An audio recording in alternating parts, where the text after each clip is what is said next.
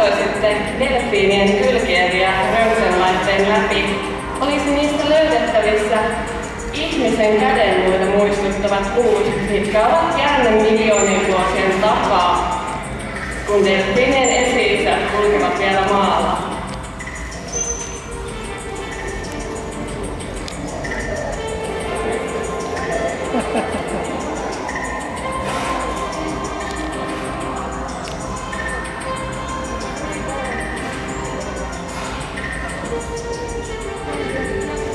Ja noita kylkieriä delfiini käyttää tosissaan uintinsa ohjailuun ja vauhdin säätelyyn. Selkäepää delfiini käyttää taas laivan kölin tavoin uintinsa tasapainottamiseen. Ja toisin kuin noista kylkieristä, selkäevästä ei ole lainkaan löydettävissä luita, vaan se koostuu pelkästään rustosta ja sidekudoksesta, aivan niin kuin meidän ihmisten nenä tai korvat.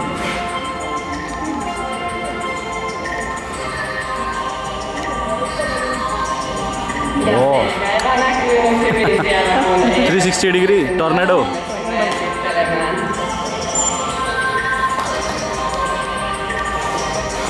Okei. Ja viimeisenä, mutta ei suinkaan vähäisempänä, tuo delfiinien moottori eli pyrstö. Selkäevän tavoin sekin koostuu rustosta ja sidekudoksesta. Ja voimansa pyrstö saa noista pitkistä selkälihaksista, mitkä ulottuvat aina delfiinin niskaan saakka.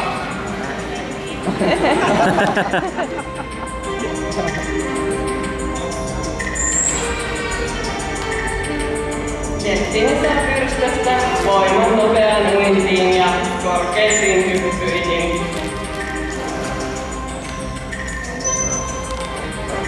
Ja seuraavaksi nuo kaikki erät käytössä. Tuossa pyörähtelyuinnissa näkyy hyvin, kuinka nuo eläimet noita eviä käyttävät.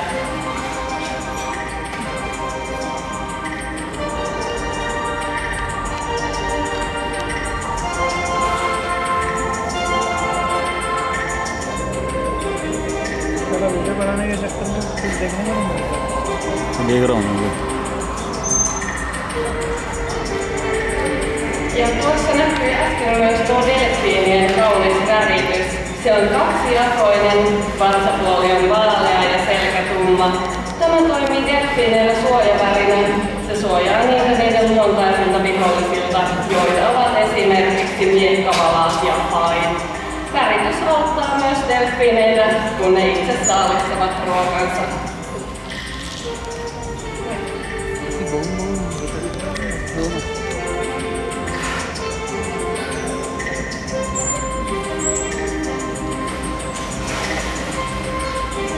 Delfiinithän eivät suinkaan ole kaloja, kuten on vielä joskus virheellisesti luultu, vaan ne kuuluvat merinisäkkäisiin, eli ne hengittävät ilmaa keuhkoilla, aivan kuten me ihmisetkin. Ja mikäli nyt olette aivan hiljaa siellä yleisössä, saatatte kuulla, miltä tuo delfiinien hengitys kuulostaa.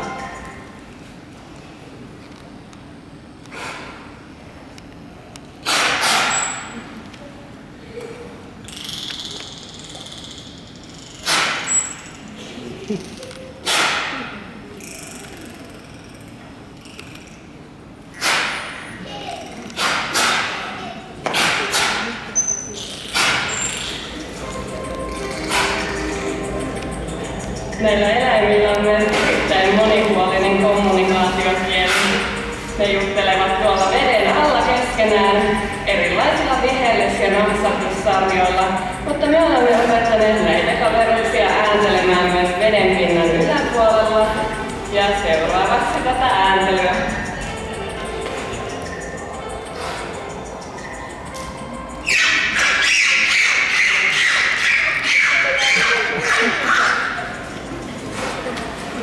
Siinä oli ensimmäisenä Leevi äänessä ja seuraavaksi päästetään ääneen pikkuveli Evertti. Herkkäkorvaisten kannattaa suojata korvat.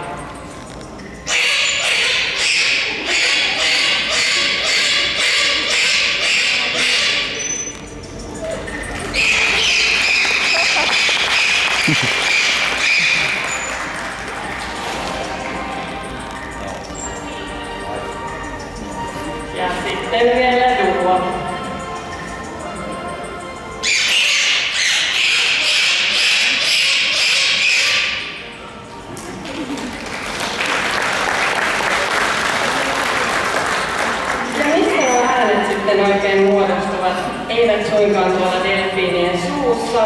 Delfiineille ei lainkaan ole äänimuulia, vaan ne muodostavat hengitysaukon takana olevissa ilmataskuissa.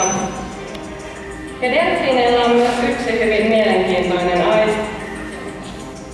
Kaikuluotaus. Kaikuluotaamalla ne pystyvät saalistamaan pimeässä ja sameessa vesissä sekä myös suunnistamaan siellä.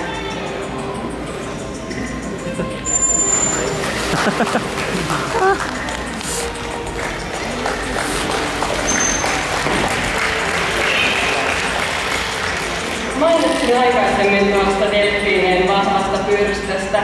Delfiini pystyy kiihdyttämään uintinopeutensa muutamalla pyrstön iskulla jopa 35 kilometriin tunnissa.